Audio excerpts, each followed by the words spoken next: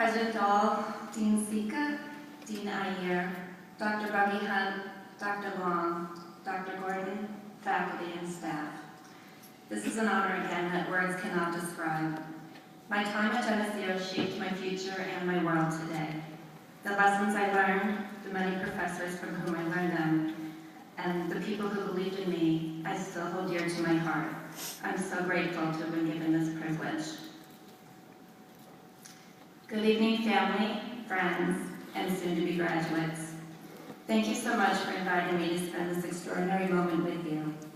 I feel like I was just sitting in your seats. In fact, when I was first asked to give this speech, I looked at my husband and I said, "What in the world am I going to say about teaching? I just graduated." He looked at me and he did the same. He laughed.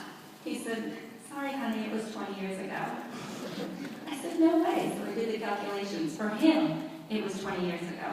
For me, it was only 19. When I reflect on my teaching, I think about the colleagues who have served as role models throughout my many years. I remember the conferences I have attended, the student work I have used to adorn my classrooms. Most importantly, though, I remember the hundreds of students who have crossed my path, from whom I have learned some of my most difficult lessons, but certainly most of my most memorable. As I reflect on all of this, I thought of the many hats I have worn and I still wear today. When I first began teaching, I thought it would be easy. I'd have my lesson plans in hand, my attendance book in the other, walk in with my objectives, greet my class, and have a good day. It couldn't have been more wrong. If you'll allow me to take off my graduate cap, sorry.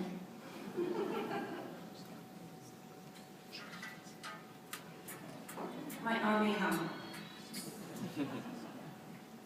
I first taught when I was 21 years old for a BOCES program in Allegheny County.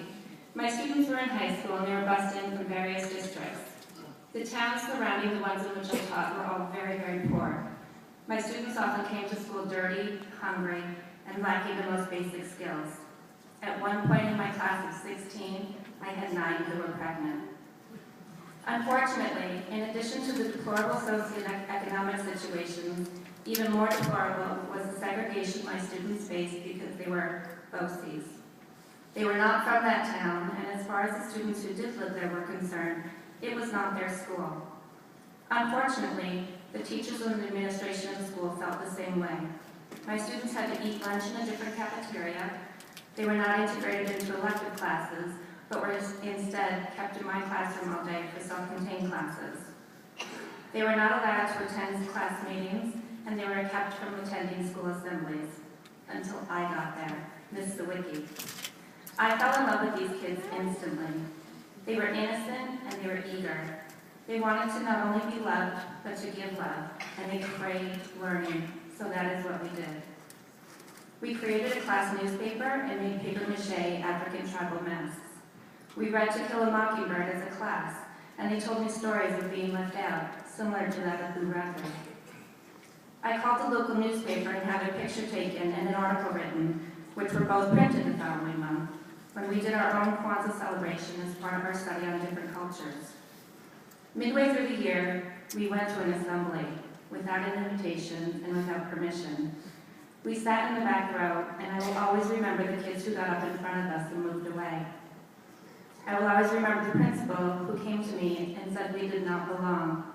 And I will always remember the looks on my student faces when I said, "Yes, we're staying." I was written up for being insubordinate. I didn't care. I cared only about my students feeling normal. I wanted them to be kids who felt that they had someone in their corner. They had no money, they had little to look forward to at home and in their future. But for the time they were with me, they were going to know they were loved. I put on my combat helmet and I battled once again, and again, and again. I lost most as far as the administration and even my own director were concerned. My students remained in their separate lunchroom, and we were locked out of any further assemblies. But you have to have guts. You have to be on the front lines regardless of who tells you no. You have to be able to tell those that you will not stay behind. You may not always win the battle, but you have to stand up for what's in the best interest of your students.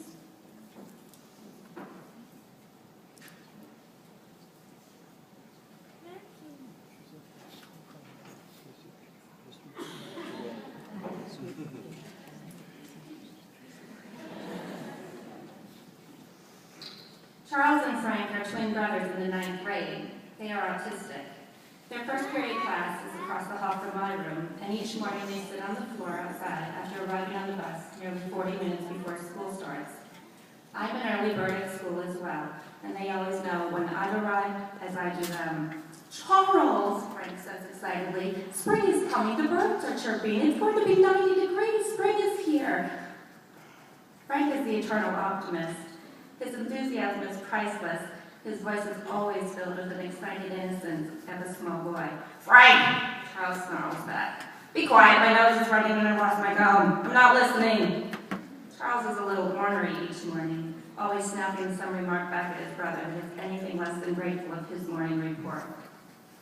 But Charles, insists Frank, the little baby animals are coming out, and the rain will have washed away all the dirt from being in the ground. But it's not going to flood, don't you worry, it's not going to flood. It takes 1.37 inches of rain to flood, and we're only going to get 0.2 of an inch. Spring is coming. Frank! I cannot think about that. My comb is missing. I can now hear Charles starting to clap his hands, a habit he has when he's not in the mood to listen. I walk out of my classroom to see if I can be the calm that maybe Charles needs. Julian! Julian, my nose is running! It's Mrs. Julian, Frank shouts. We don't call her Julian. Mrs. Julian, the birds are coming, the spring is coming, it's going to rain, but it won't go flood, it's going to be okay. Julian, my nose is running. I'm tired, I can't find my comb, I can't find my comb, my nose is running, what am I supposed to do? Charles continues, and continues, and continues. Charles and Frank go about this routine every morning. I've come to know them as part of my own morning routine. When I go to get a high five from them, it's the best way to start my day. I got to know the boys quickly. I investigated their backgrounds by talking to colleagues who were working with them to find out more about them. I thought I did know them until I dug a little deeper.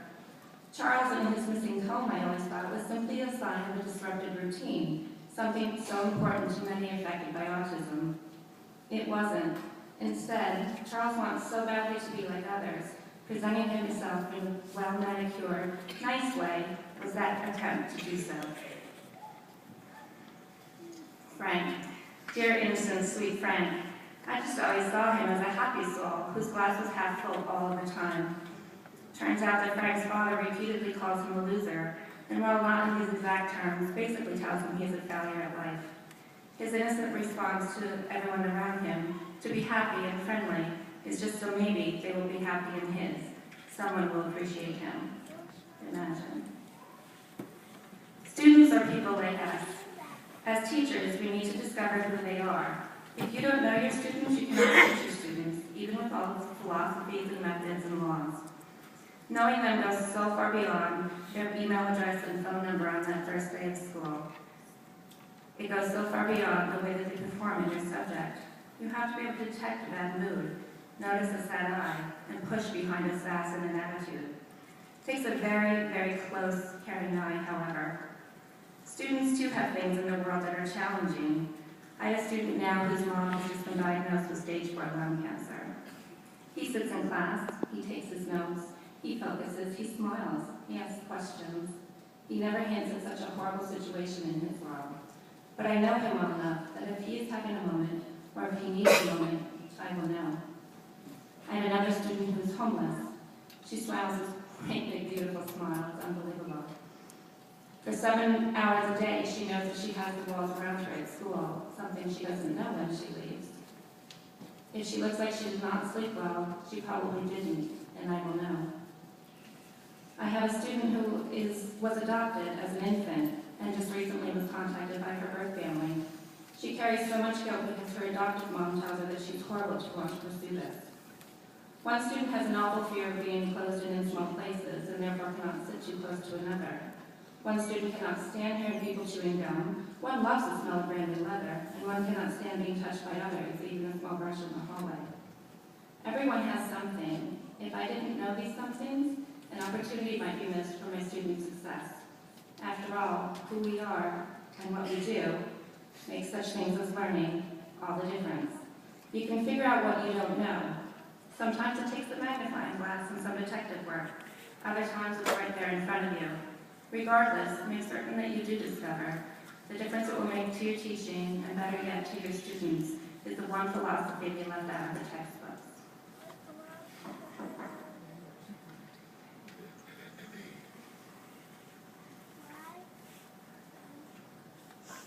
Did I take this a walk? One morning, a mother repeatedly calls upstairs for her son to get up and to get dressed, getting ready for school. It was a familiar routine that she was used to, especially at exam time. "I feel sick," said the boys from the bedroom. "You are not sick. Get up and get ready," called the mother, walking up the stairs and hovering outside the door. "I hate school. I'm not going," said the boys from the bedroom. "I'm always getting things wrong, making mistakes, and getting told off. Nobody likes me, and I have no friends. We have too many tests, and they're just too confusing. It's all pointless, and I'm not going to school ever again." "I'm sorry," Mom said encouragingly, "but you're going to school.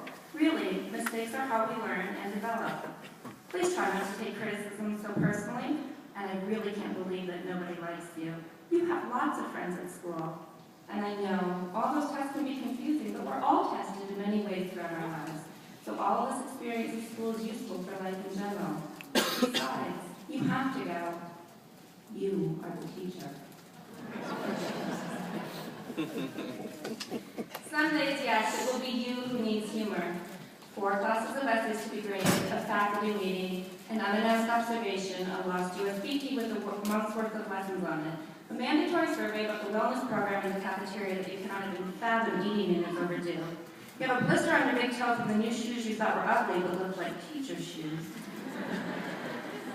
Your kid's baseball game, your other kid's ballet class, and your third kid who doesn't understand the project that was due yesterday that you're just finding out about as you listen to your voicemails on the way home. Oh yeah, the vet call, your dog's minor scratching of his neck is due to a rare or curable disease under the fur rash, and your payment of $879 in cash is due at 4 o'clock today. Yeah, I looked for my superhuman cape too often. It's not there. This went out of style many moons ago. There will be days that you think will never end, others you wish you would not so you don't have to face tomorrow, and still others that you want to leave it all behind and sail away on anything that will move across water at the point. You can love what you do. You absolutely will. I do, and I do every day. But I don't always like what I have to do. Paperwork for the new APPR standards set forth by the state, a phone call to a parent about a misbehaving teenager who told me exactly where to shove that missing homework assignment. The organization of the department is life because I counted them once, but then my colleagues came in, took them, and left them a mess, and my supervisor has asked me to recount and reorder. It does not mean that there are not better days ahead, and if you can remember that, you've won half the battle. But it does not mean also that everything is funny and a joke will cure all. Sometimes you'll be frustrated, afraid, overwhelmed, stressed. If you can stop yourself, however, to find a perspective in any situation, you'll be better able to handle it. If you can lean on people around you to help or to listen, if you learn that people want to be there, and you cannot be afraid to ask them for it and accept it from them, you will be better equipped to move past whatever it is that you are dealt. If you can rise above those moments, believe in yourself, trust your gut, you'll make it to tomorrow. Last year, as I sat taking attendance one morning, a student thought he would be funny. He came up from behind, took a heavy textbook, and pressed it down upon my neck. I had 4 bulging discs, I spent 3 days a week at physical therapy, and I missed 6 months of school. I was shocked, was emotionally hurt, but I had to remember it was not a malicious act. This was a good kid. He thought he was being funny.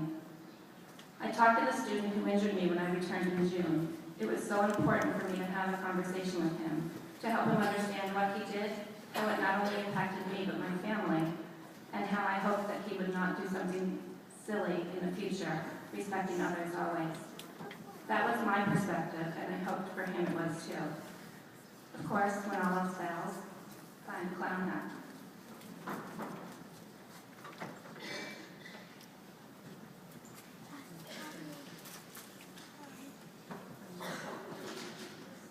A little small and nephew. The beauty of being at a race is that you get to cheer on people as they come over the finish line. Sometimes, however, that finish line is not reached without an extra push. As teachers, we must always be in the race. In our game, in our lessons, we have to be ready to jump hurdles, coach our team with constant enthusiasm as well as realistic goals. It's not always easy, though. I'm the type of person who thinks with my heart and then with my head. It's just who I am.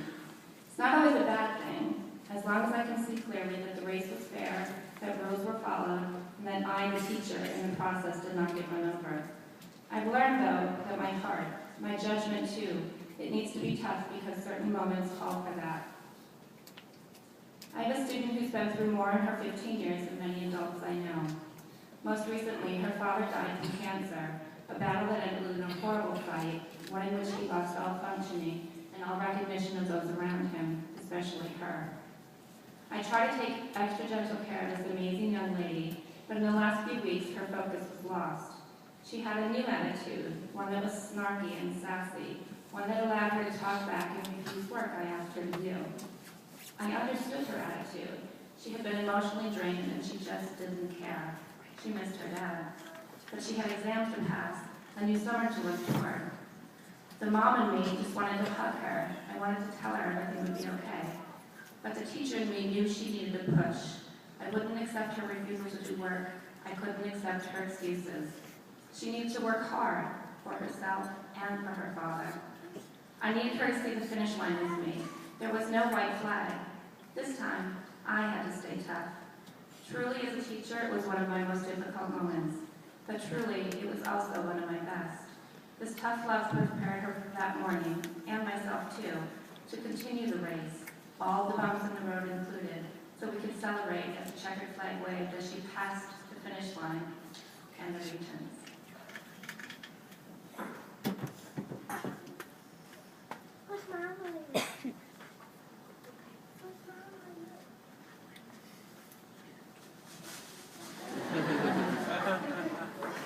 Just like a team on a winning streak, or a team who's maybe not won a game all season, or one who enjoys the simple noise of a crowd and the cheer squad yelling from the sidelines, everyone needs a cheerleader. Find that colleague at school who can pat you on the back when you need one, or you just simply deserve one and no one knows that. Who doesn't like to be recognized, but who really looks for it? Very often, we teachers are humble because we didn't learn our profession for a title or for accolades. We do it because it's our passion, it's our dream, it's in our hearts. That's why I try to send emails to parents that are positive. Parents need cheerleaders too.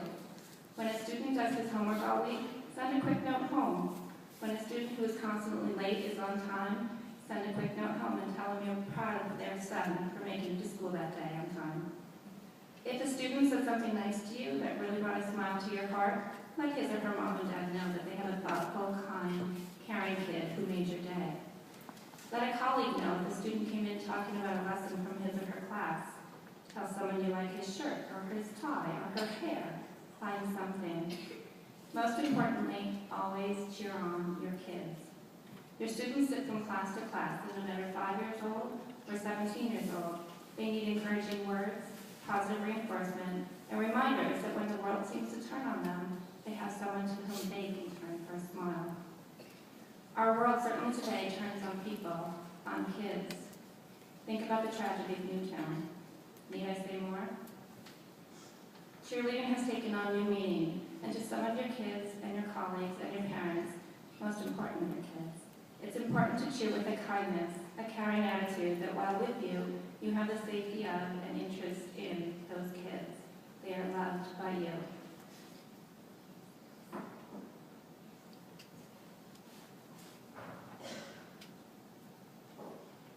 As you can see, it's an OB side.